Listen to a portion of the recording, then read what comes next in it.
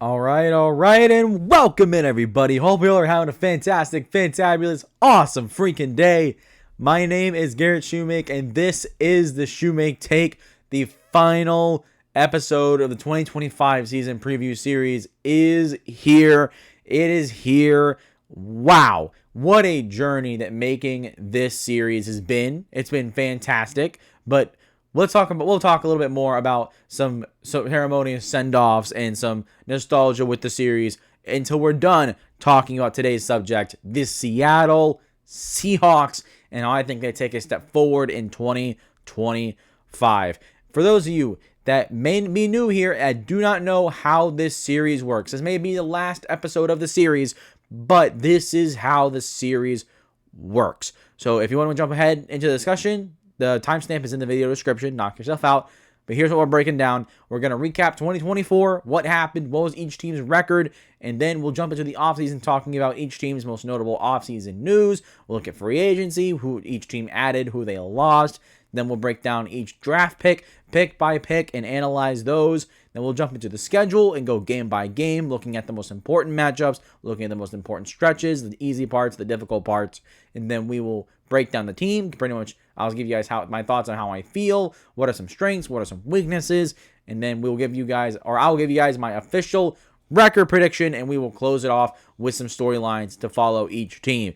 So let's talk about the Seahawks. Let's talk about my first place team in the NFC West, the final team on the list of this series. So recapping 2024 for the Seahawks, it was a huge success under Mike Macdonald, their new head coach, in year one. They went 10-7, and this team showed improvement from week 1 to week 18. That was very impressive, especially on the defensive side of the ball. Things were inconsistent. You could see that was reflective in their record. They started 3-0, I'm pretty sure. Then they lost the next 3 straight games. And then after that, this team on the defensive side really got better. It got improved. It got more consistent. And by year's end, it was a definitive strength of this team and looked like they were really on the come up with the bunch of young talent they have on that side of the ball. And the run game as well was also an improvement. It was a mess to start the year, but in the last few games of the year, Zach Charbonnet really came on and looked pretty good. Kenneth Walker was a little disappointing, but I am confident that he's going to bounce back this year and play a much bigger role than he did last year. So year one, like I said, big success for Mike Macdonald, the most successful rookie head coach out of all the coaches in his class last year by a comfortable margin. So that's very exciting. Very, very exciting news. And then Mike Macdonald is part of the reason why I'm so excited for the Seahawks in 2025, because he showed so much promise. And one thing is for certain, he's a defensive-minded head coach. And one thing that he's always going to be knocked for is because of that.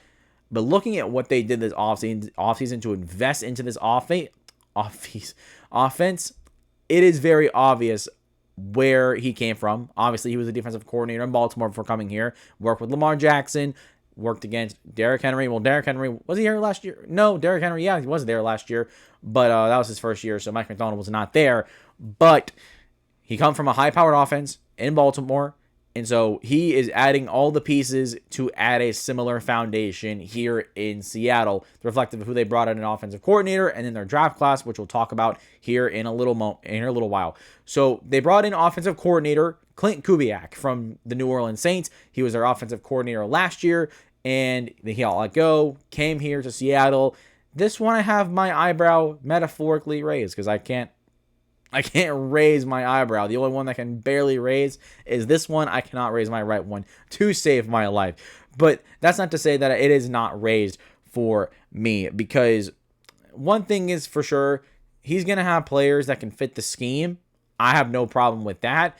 It's just a matter of, can he get a lot out of these guys? Because the offense in Seattle, it has some good pieces, but I think it's going to take a little bit of time to gel.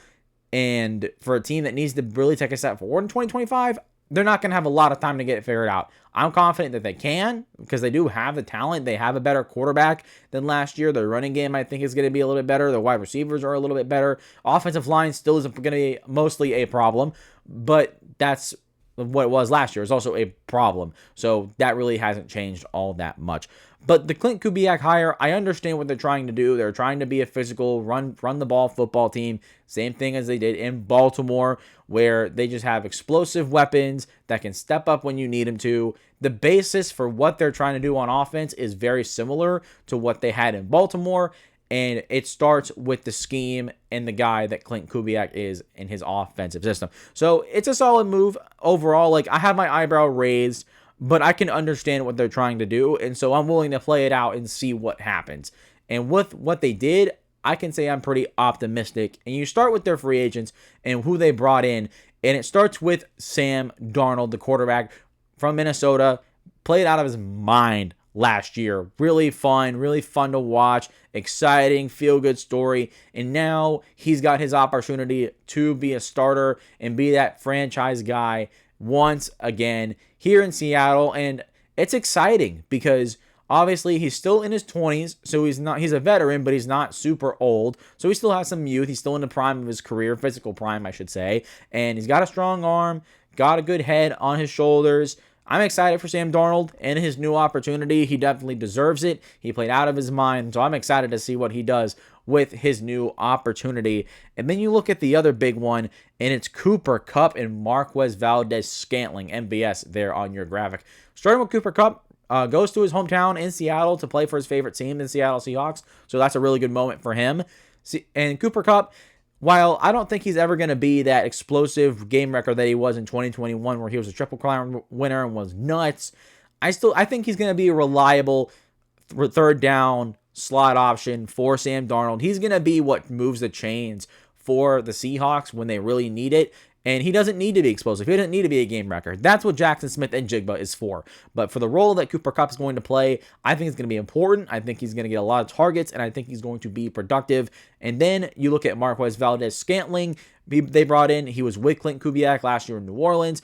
And at one point for MVS, he was probably the most fun thing to watch on the New Orleans Saints offense when he first got there, because they had no receivers. They were all hurt. They were all done.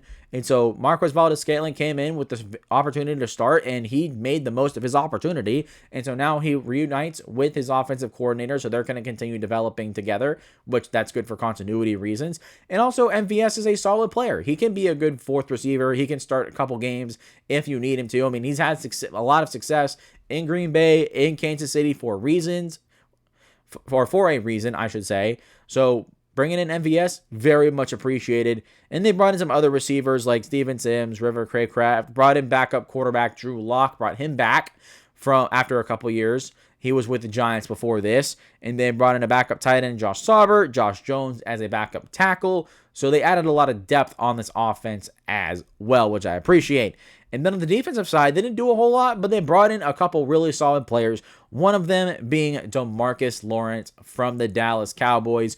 While DeMarcus Lawrence hasn't been like the elite pass rusher he's still a solid pass rusher. And what he's going to bring to the Seahawks defense is veteran leadership. They lost plenty of that in free agency this offseason, so replacing him with a guy like DeMarcus Lawrence, who has a lot of experience, who has been very productive, and quite frankly, one of the older pieces on that defense. He's going to be a leader. He's going to be vocal in the locker room. What he brings off the field is just as important as what he brings on the field. And so I think DeMarcus Lawrence is going to have a big impact on this team in 2025. And then they brought back corner Shaquille Griffin, the team that drafted him a long time ago. He's bounced around a little bit. So bringing him back as a depth piece is going to be very solid. Shaquille Griffin has veteran experience and a cornerback room that has a lot of youth.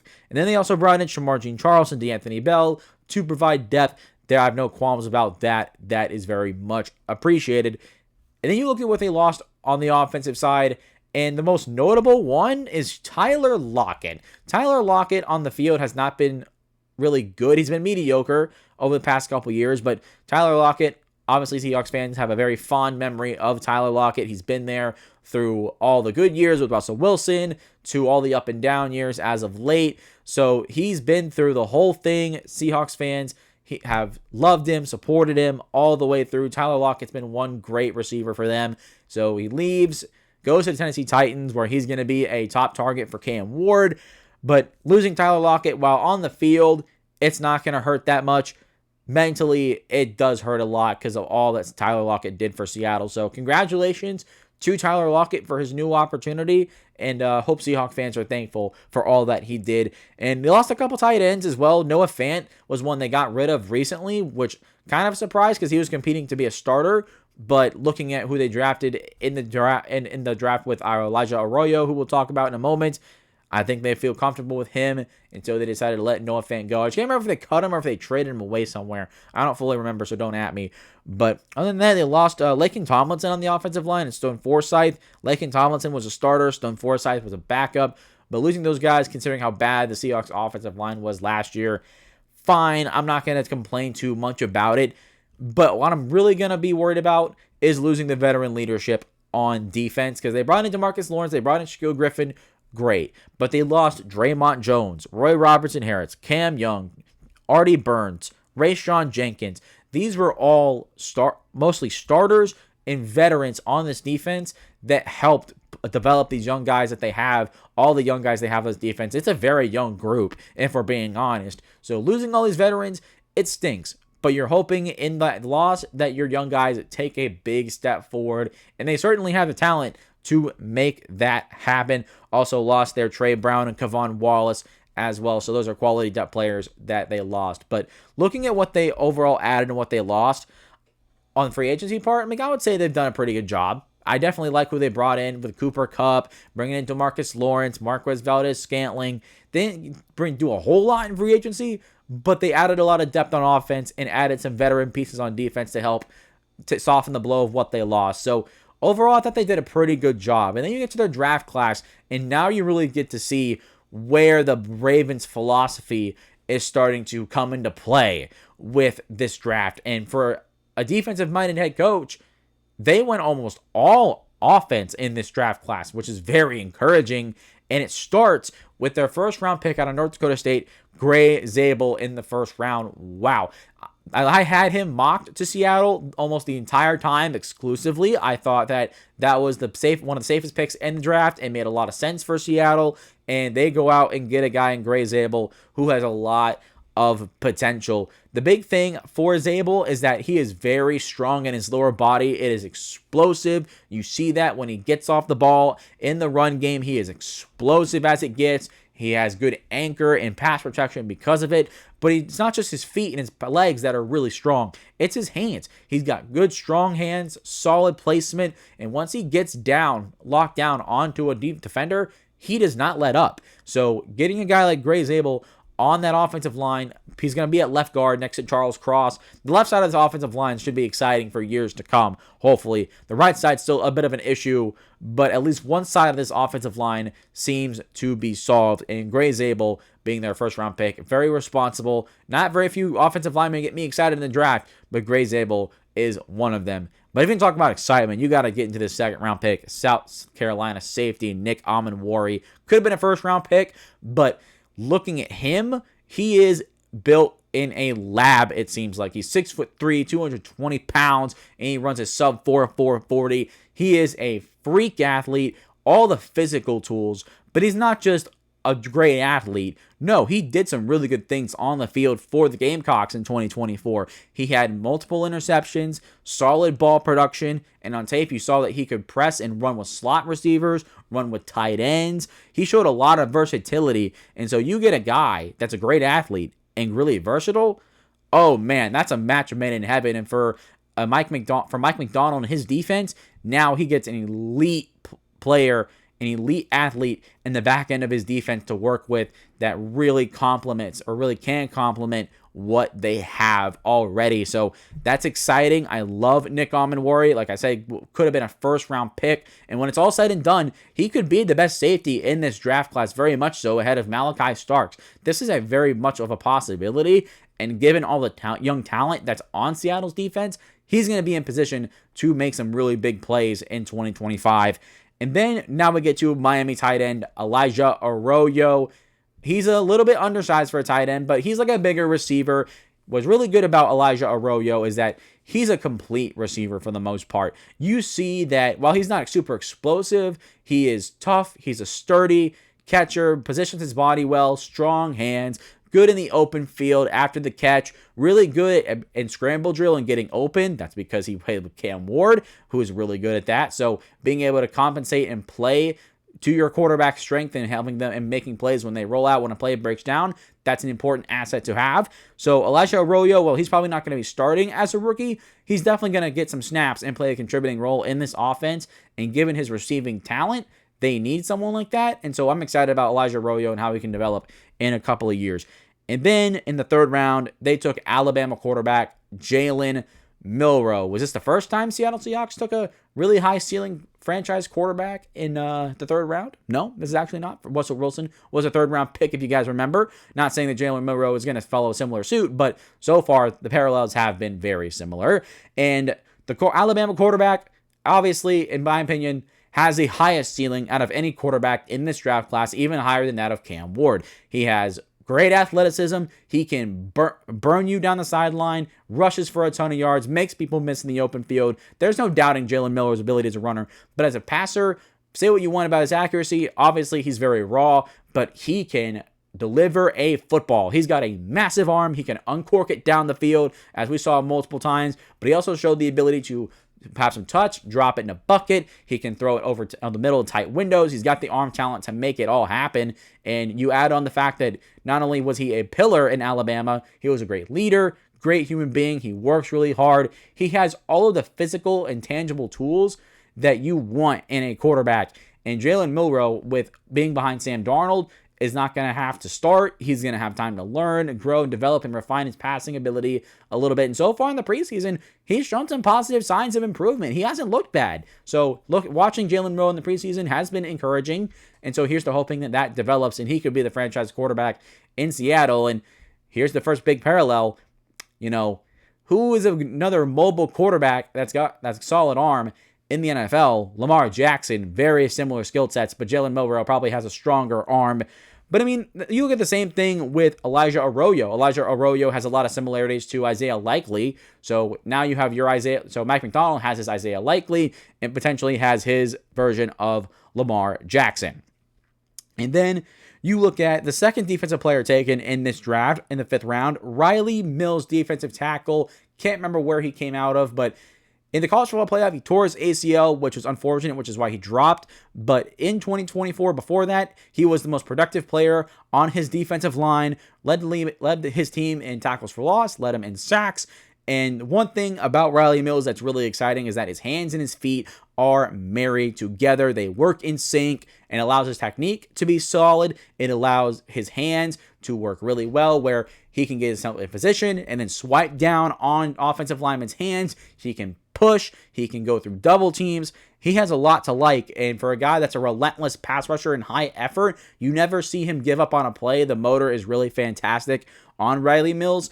While he's not going to start at any point, I don't think, he's going to be a really good depth piece and solid contributor on that defensive line rotation. It wouldn't surprise me if he was successful and kind of was like Milton Williams, like in 2024 later on down the line, where he may not be a starter for the Seahawks, but shows enough potential to where he could be a starter somewhere else. So that's exciting. Riley Mills is an exciting player, and to get him in the 5th round, I thought that good value. If they can get him healthy, he can be a really good asset for them. And then Torrey Horton out of Colorado State, they got their Rashad Bateman equivalent with this pick.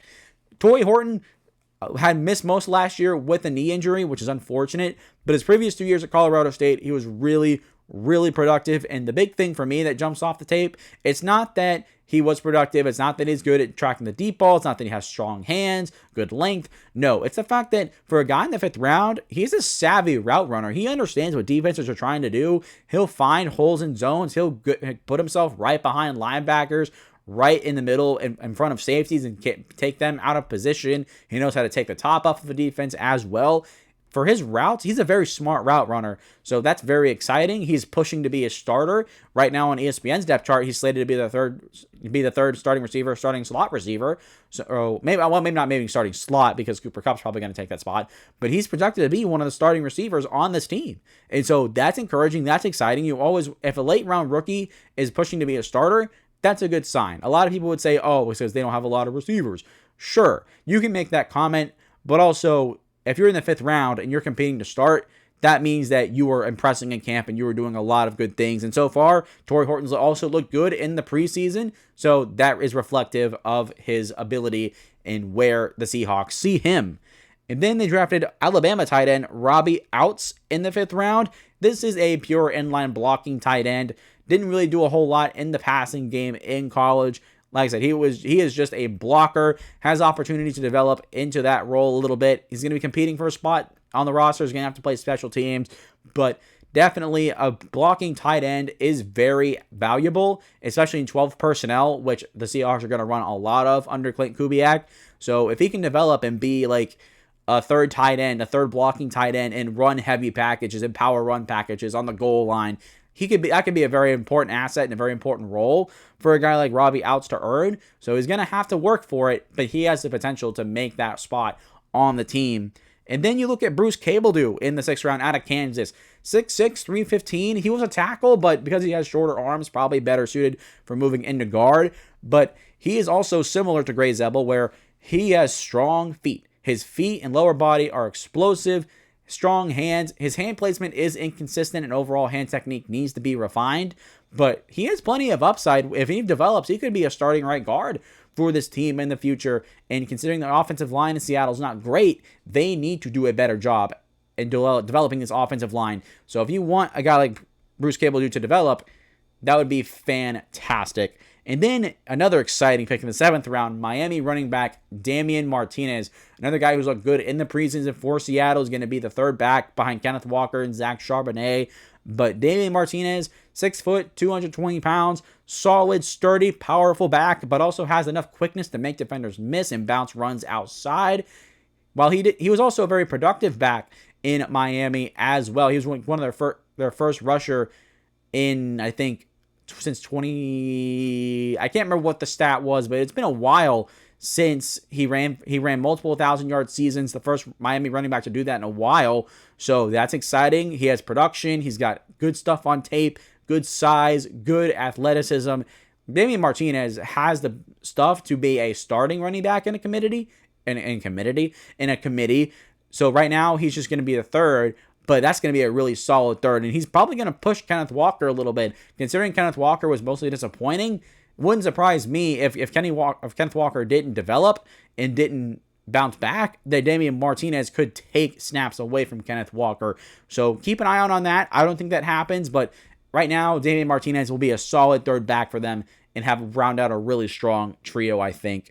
And then you look at Mason Richman in the 7th round. Mason Richman also has strong lower body, hand placement also inconsistent, but if he develops, he could be a solid swing tackle in the future. He needs a little bit of time to develop, but there's definitely a lot of physical tools that there is to like. And then you look at Ricky White in the 7th round out of UNLV, very productive receiver in his time in college, also was very versatile. The only thing is, he just didn't do a whole lot in the sense of flashy plays. He was a very solid, consistent receiver. He showed some flashes, especially in the 50-50 ball department, but he's a guy that's just going to need time to develop, going to fight for a role on special teams with some upside to develop into something later on. Ricky White, I don't know where he's gonna be on the depth chart right now, but he has a lot of he has solid talent, solid production. He is going to be a valuable asset to any team, I think, because of that. And he's also a good athlete as well with some good length. So he has a lot he brings to the table. So overall, I thought this draft class was really, really good. You can see what they're trying to do. Their defense is young, talented, ready to compete, and they drafted a lot of young offensive weapons for the future, where when Sam Darnold is done, when the current starting tight end that's not Elijah Arroyo is done, he takes over. Cooper Kupp is done. Torrey Horton takes a bigger role. They definitely invested into the youth of this offense, where once this defense is really good, really competitive, the offense will have its young pieces in place, ready to go, and will help them out as they continue to grow, as they step onto the field more and more. So this draft class, fantastic. I love it. And let's break down their schedule now, because their schedule, when we look at it, is pretty solid. The first 6 games are good, But you look at the second and third stretches, and here's where things get a little bit challenging. Let's break it down. Week 1 against the San Francisco 49ers. I don't remember if I have the Seahawks sweeping the 49ers this year. I think I did. And if that's the case, then I have them winning week 1 and week 18. So they meet at the start of the year and directly at the end of the year. So that'll be a fun matchup to see those two in the beginning, to see where these two teams end up and what they look like. But then on the road, you are against the Pittsburgh Steelers. On the road. Yeah, on the road against the Pittsburgh Steelers. This is going to be a tough test for an offense that I think is going to take some time to progress. I don't think it's going to be good right out the gate. So I think the Steelers win this game just because I think they have more continuity on their team. And with all the veterans that they have on their team, I think that will have an advantage over Seattle early. So give me the Steelers to win, and Seattle falls to 1-1. And then at home, you're against the New Orleans Saints. Marquez Valdes-Scantling and Clint Kubiak are against their former team. The Saints are not going to be a very good bunch this year. I think the Seahawks win. And then your second divisional matchup in 4 weeks, Thursday Night Football on the road against the Arizona Cardinals. The Arizona Cardinals are an enigma to me. They could be a 8-win, 9-win team, or they could be a 5-win team. There's really no telling where the Arizona Cardinals are going to land. It's reflective of a tough schedule and also a really tough conference where if they step up, they will be, in that conversation, they'll be in the mix, but it's going to be hard because, like I said, the NFC is loaded this year. If it was a couple of years ago, maybe Arizona would have a better chance, but right now, it's an absolute wild card. But because they're on the road, I think Seattle has a chance to sweep Arizona this year, if I'm being honest. So for now, I think this is going to be a win. So make that 3 wins for Seattle in the first 4 games. And then you come back home to face the Tampa Bay Buccaneers. This is another tough one, and I think Tampa wins this game. Right now, I think they're better. I think this defense is going to get a couple takeaways on Sam Darnold, who's a little bit of a gunslinger. I think that the Bucs really did a good job in building and revamping their pass rush, revamping their team to where they get more turnovers, and I think that you're going to see that. And with an offense that's not fully ready yet, I think they take advantage, and then the Seattle Seahawks defense is going to have a hard time going up against Tampa's offense. But it's a tall test. It's doable, but I think Tampa is the better team. I think they win this one. And then you go on the road to face the Jacksonville Jaguars at 10 a.m. I think this is probably a whatchamacallit. No, is that 1 o'clock? Because this is Pacific time, isn't it? I'm pretty sure this is all Pacific time. It probably is. You know what? I think it is. That would explain a lot. 105, 405, 3 hours behind. That makes sense. Yeah, so this is a regular time. This is, or Pacific time, 10 a.m. in the morning. You guys got to wake up early to watch football. So I don't have to do that. Lucky me. But so yeah, going to Jacksonville Jaguars on the road, I think Seattle wins this game. I think they're a better team through and through on offense and defense right now. The Jaguars are young. They have a new head coach. They're going to be dealing with some growing pains. And I think Seattle right now, it's just better. So give me Seattle to win. And so you round out the first 6 games 4-2. That's not bad at all. And then you followed up with week 7, Monday Night Football at home against the Houston Texans. I think this is a win. I think Houston takes a slight step backwards this year. I think their offensive line is going to be awful. And with uncertainty, with some of their weapons, with some of the rookies that they drafted and injuries, it's going to a new offensive coordinator as well.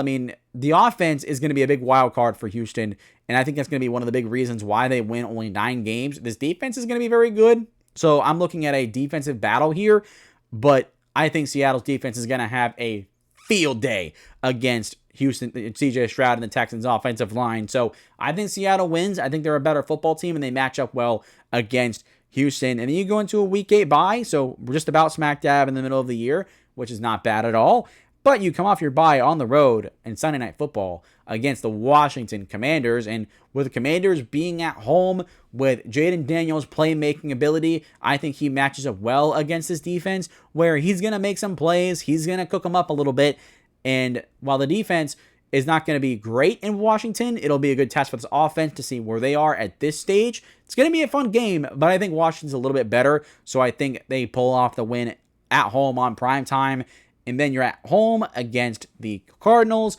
If they end up sweeping, that it would be a win. So knock up another one in the column for them. And then week 11 on the road against the Rams. These two teams are going to be neck and neck with each other all year long. I think they end up splitting, and give me the Rams on home field advantage to win this one. I feel safer doing that, even though it could go either or. I mean, the Rams and Seahawks could win both of their divisional games against each other on the road. I mean, that's very much possible. But right now, giving the Rams at home for the home field advantage, I think that's fine. It's a loss there. But then you're on the road against Tennessee Titans. This is going to be a more interesting game, because Cam Ward obviously going up against his former teammates, Damian Martinez, Elijah Arroyo. That's a storyline that you want to look at. But I think Seattle's defense is going to have a really strong day against this offense that's struggling, in where the Titans offense has very little weapons of note that are serious. Their offensive line is going to be good, so that's going to be a good test against this young defensive line. But I don't think Tennessee has the weapons to be able to overcome the overall talent that this entire Seahawks defense has. So the Seahawks get a win here on the road, bounce back after a tough loss against the Rams. And then that rounds out a second stretch that's a little bit more challenging, like I said, but I think they finish that 3-2. And then you get into the final stretch, and this is where things get really tough. Week 13 at home against the Minnesota Vikings. The Vikings are going to be further along at this point. They're going to be at one of their strongest points. J.J. McCarthy is going to have a lot of experience under his belt by this point. So the big test is going to be this defensive line versus the Vikings offensive line, which should be really good this year.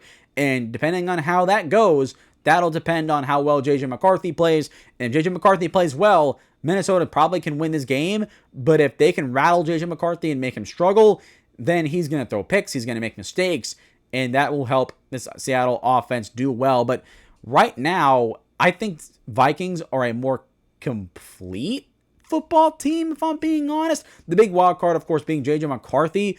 It's just looking at the offensive weapons. I like the offensive weapons more in Minnesota. I like the offensive line more. I like the defense as it's for continuity reasons.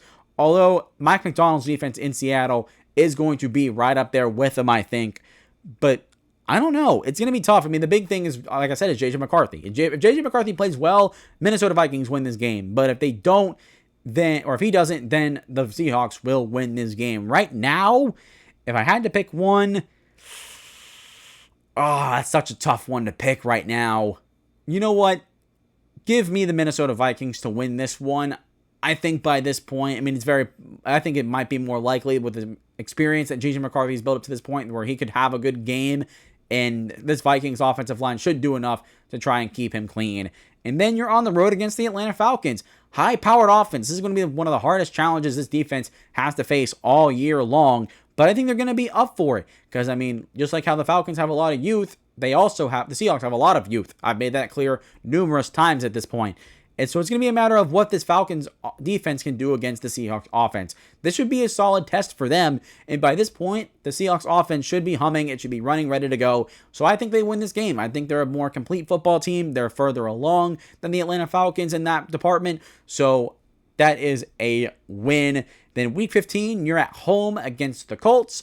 I don't think the Colts are going to be very good. They actually just named, as of recording this video, when I recorded it today, they named Daniel Jones to be their starting quarterback, which that means Anthony Richardson's time in Indianapolis is over.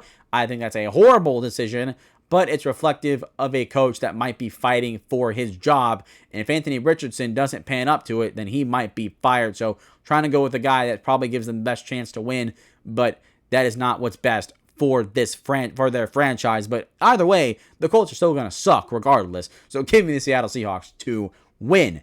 And then Thursday Night Football at home against the Rams. I had them splitting. They lost on the road. They have them winning here at home for their home closer. And then they go on the road the final two games against the Panthers and the 49ers. I have them winning against the 49ers. The Carolina Panthers, I think this also could very much be a win. It's going to be a matter of what this defense looks like for Carolina. If they have some significant improvement where this defense is formidable, along with an offense that I think should be taking a step forward in year 3 under Bryce Young, year 2 for Dave Canales, I think this is going to be a fun game, a sneaky one to look at. But right now, I'm not really sure who wins. I want to lean to Seattle, but something tells me, looking at what Carolina did last year and how they were so competitive at the end of the year, I have a feeling that the Carolina Panthers are going to be in a similar spot, even though I have them going 8-9. It's going to be a tough one, but maybe Seattle wins this game. I'd go for that because they are the better football team right now. So you look at 11. Actually, wait a second. Okay, so have a little bit of a continuity error. Same thing with the Commanders. I have one more win than what I have them projected. So instead of spoiling it, I'll explain it once we get to it. I don't want to get too far off track like I did with the Commanders video. So overall, how do I feel about the Seattle Seahawks? I think they take a step forward this year. I think they're a better football team. I think they got a lot of youth on offense and veterans on offense to where right now they can be productive and just be efficient. And later on down the line, as their young guys develop, could be a very strong offensive team going forward. And then you look at the defense, much improved, full of young talent. This defense is going to be one of the best in the NFL, I think. And Mike Macdonald's influence is going to be at the center of that. So that being said, let's look at some strengths and look at what's really positive for this team because they got plenty of it. And number one, running back. I'm going to go a little bold here, and I think the running game is going to be better for Seattle as a whole this year. Their depth is better. Everybody's going to be healthy. Kenneth Walker, I think, bounces back. Zach Charbonnet continues to be solid. I think that duo will finally get to see some consistency, and finally we'll get to see what that duo can really look like because as exciting as it has been, they haven't lived up to the hype. But I think now, with a better infrastructure in place on offense, I think we can see that finally happen. Is it going to be really, really good? I don't know. But it's going to be solid, very efficient, and that's what I'm going to be looking for between Kenneth Walker and Zach Charbonnet. And can't forget about Damian Martinez. The other one, number two, defensive line. The defensive line for Seattle should be really good this year. Of course, they have Leonard Williams, who had a career year last year. Then Jaron Reed, who they brought back, was a former second-round pick for them. He's a veteran who has a lot of experience. And then Byron Murphy going into year two, the former defensive tackle out of Texas. He has a lot of talent, showed some good things last year. I think he takes a step forward this year and probably, while he may not be a monster quite yet, I think he's going to take some positive steps and really be a force in the interior of that defensive line. And then the third best strength is edge rusher. Looking at DeMarcus Lawrence and young guy Boye Mafe. These two guys should be strong. They should be formidable. Are they going to be elite? Probably not. But most certainly they're going to be productive and be reliable. So that's why I have it as a strength on this team. And then number 4, linebacker. I think on the graphic, I have it as the whole defense, but I'm going it here individually by position on my script. But linebacker probably might be one of the best strengths on this team, honestly. I am so excited about Ernest Jones and Tyrese Knight. Tyrese Knight showed a lot of good things last year. He looks like he could be an absolute steal for them. And then Ernest Jones is one of the best young linebackers in the NFL. People don't really follow him all that much because he was good with the Rams and got traded to Tennessee in 2024, and the Titans had a bad start, so they traded him away to the Seahawks, where he made an immediate impact. I think these two could be one of the best linebacker duos in the NFL by year's end, and given everything else around them, they have everything in place to make that happen. So I'm excited for these linebackers. They have a lot of talent, and I think it will show in 2025.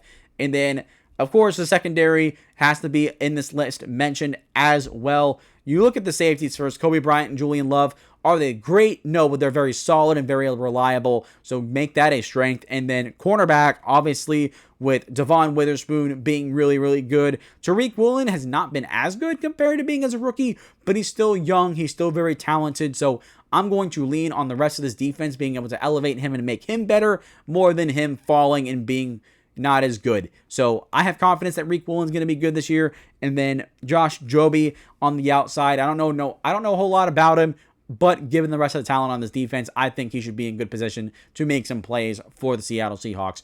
And then you look at their weaknesses, and there's really not that many. You look at only 2 of them, wide receiver and offensive line. Wide receiver is a weird weakness to me because there's just not a lot of high-end talent right now. Jackson Smith and Jigba is great. There's no doubting that. JSN is one of the best young receivers in the league right now. But Cooper Kupp has been mediocre, if we're being honest, in his past couple years with the Rams. So you look at that and you're like, that's not great. But again, he's going to be a security blanket for Sam Darnold. That's what he was brought in to be. It's just, how productive is he going to be? I don't know. Can he also stay healthy? That's something to look at. And then right now, the third starting receiver is Torrey Horton, who is a 5th-round rookie.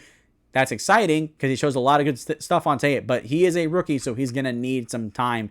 And with MBS being the 4th receiver, it's not a great wide receiver core, but it could be a solid one given the time. That's why I said it's going to need time to develop, because the talent's not great, but there's enough here to where, give it some time, it will be okay, I think. But offensive line is going to be will be a definitive weakness on this team. I have no concerns about Charles Cross and Gray Zabel. I think those two guys will lock down the left side and be pretty solid. It's Oluwatimi, Anthony Bradford, and Abraham Lucas that I'm concerned about. These guys have not made the cut. They've been okay at best, and that's why they drafted 2 offensive linemen outside of Gray Zabel late on day 3 in the draft, because they are trying to get more talent in here. I would like them to see draft offensive linemen higher in the draft these next couple of years to kind of replace these guys, but you're just hoping that they can be okay. As long as they're productive in the run game and can just be somewhat formidable in the passing game, then that should help Sam Darnold. But if they're not that good, then Sam Darnold is going to struggle. Looking at how bad he was under pressure last year, especially in that Rams game, oh boy, that's going to be things could turn disastrous really quickly if the right side of this offensive line can't be solid.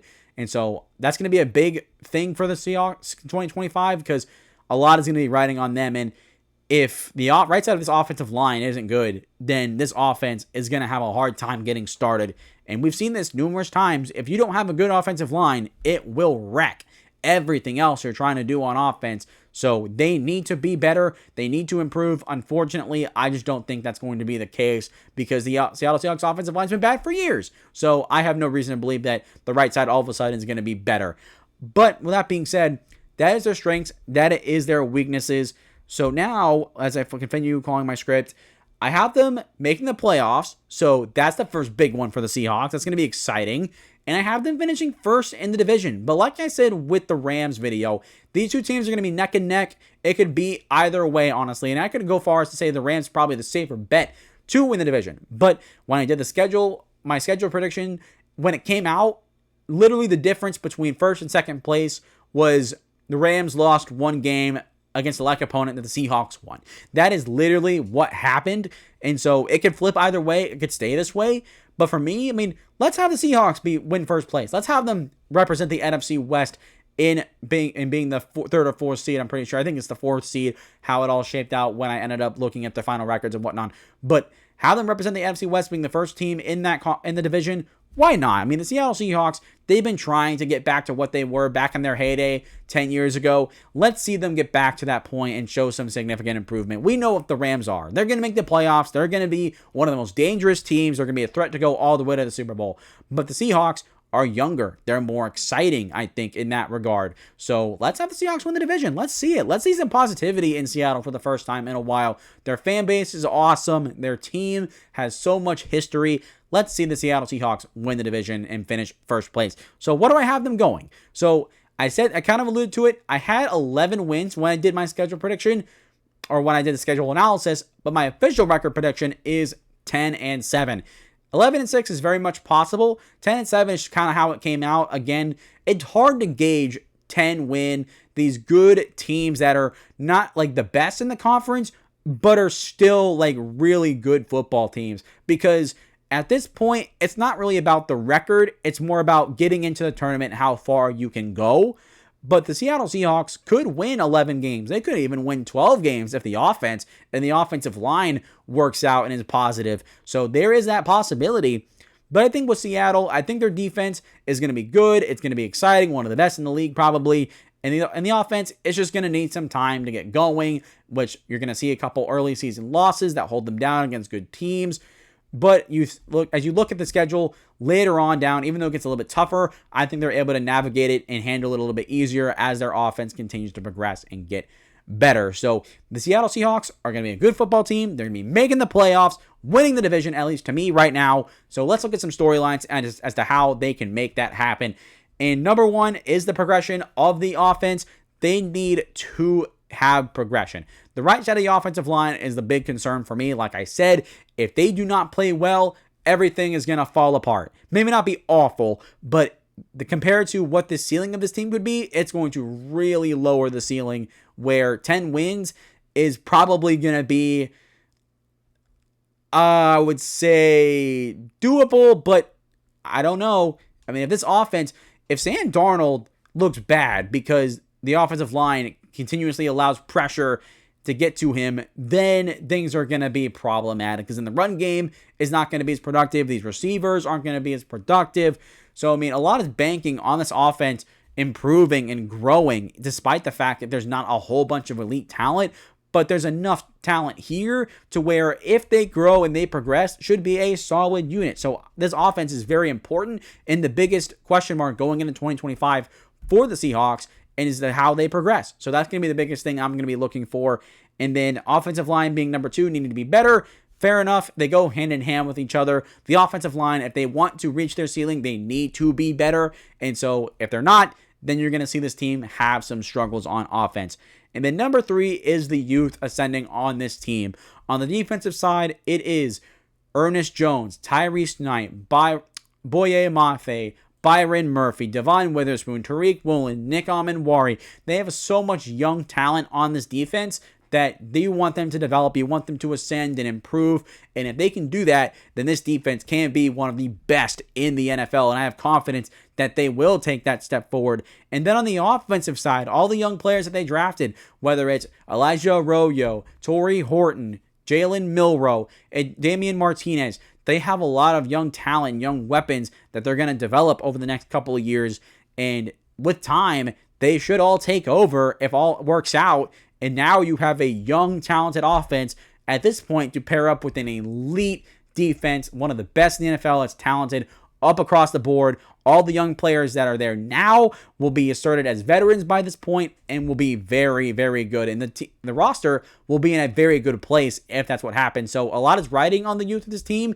They've invested into the youth of this team, and so far it has paid off. And so I'm excited to see how they continue to improve. And so number 4 is how far can they go? How far will they go? For the Seahawks, like I said, it's not about really making the playoffs and what the record is. It's about getting into the tournament and how far they're going to go. The Seattle Seahawks, in my opinion, probably make the playoffs and lose in the wild card round. But I'll say this, if they win a wild card and win a playoff game, they could get going. If this offense is good and reaches its potential and reaches close to its ceiling, we could see a team that could make a Cinderella run to the NFC Championship. And that's not out of the realm of possibility for Seattle. It's unlikely, but it is possible. I think the most likely scenario is that they just lose in the wild card round, but even then, that would be fine. Because if they make the playoffs this year and the defense looks better, offense is improved compared to last year, that's going to be impressive. That's a step in the right direction. And a step in the right direction doesn't have to be a big jump. It can just be as simple as you finish with the same record, but this year you make the playoffs and win your division. Like, it's simple as that. Like, that would be a success. That's what you want. It's just simple improvement, regardless of how much it is. As long as this team improves, that's what I'm looking for. And I think they will be an improved team. The Seattle Seahawks are going to be a really fun team to watch in 2025. And I'm so excited to see what they do. But with that being said, that will do it for me. That concludes the 2025 season preview series. Before I do the outro, I want to thank you guys very much for following me on this journey. All those of you that have taken time out of your day to watch me talk about every single team, break them all down bit by bit, team by team, slowly and surely. We are now here. And the next time you guys see me will be on Wednesday, September 3rd, the day before Thursday Night Football, the first game of the year against Eagles and Cowboys, where we will preview week 1. That's when you guys will see me next. I don't know when this video comes out. Let me think. The Eagles will come out. I'm recording this on August 19th. That's Tuesday, August 19th. So Wednesday is the Eagles. Thursday is boom. Friday's that. Saturday, Sunday. So you see this video on Monday. I'm pretty sure it's either going to be Monday or Tuesday. I'm not thinking about it too much. So that way, there's going to be a week left or so before the 2025 season starts. And at this point, I'm going to be having a little bit of time off just to relax and recuperate to get ready for the season. So the next time you guys will see me is on September 3rd. So mark it on your calendars.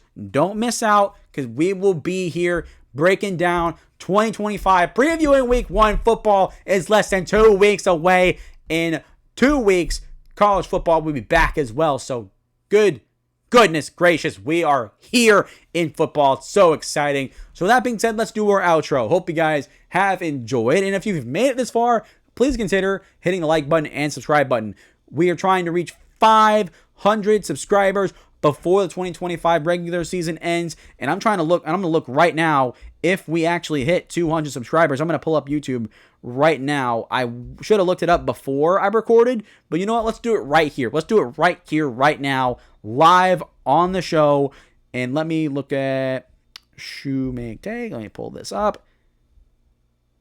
And huzzah! We're at 201 subscribers. So we actually broke it. Thank you. We actually broke it before the season starts. You guys are doing a fantastic job. Even more reason to hit the like and subscribe button. Get the word out and get to 500 subscribers, where if we reach that, we're going to be having a solid community in here that we are trying to build. I could not be more grateful for all of you guys and all of the hard work that you guys do to help growing this channel alongside me. Also, Seahawks fans, do you think the Seattle Seahawks make a run to the NFC Championship? What do you guys think about the offense and the defense? Let me know all your guys' thoughts in the comments down below. Please do. I really want to hear what you guys have to say. Thirdly, make sure you guys share this video and follow me on social media, whether it's Facebook, Twitter, Instagram, TikTok, all that good stuff. Got a lot of content coming out for you guys on social media here soon enough, and for all that crowd. And then lastly, if you like the 2025 season preview series, if you're a fan of the Seahawks and you like other teams, or you're a fan of another team, go check out the 2025 preview series. Every single team is out there. All of the AFC, all the NFC. If you know someone who is a fan of one of these teams, go tell them to come to the Shumake Take and come check out this content. I have great breakdowns all across for every single team. Can't go wrong anywhere you go. I'm excited about this series. I love this series and making it. Think it's really good, detailed breakdowns. Highly recommend you go check out other videos in the series. Well, that being said, that is going to do it for me. I hope you guys sincerely have enjoyed, and I will see you next time. I will see you guys on September 3rd, one day before the season starts, to preview week 1. But until then, I will see you by then, I guess. I don't know. No, it fell over.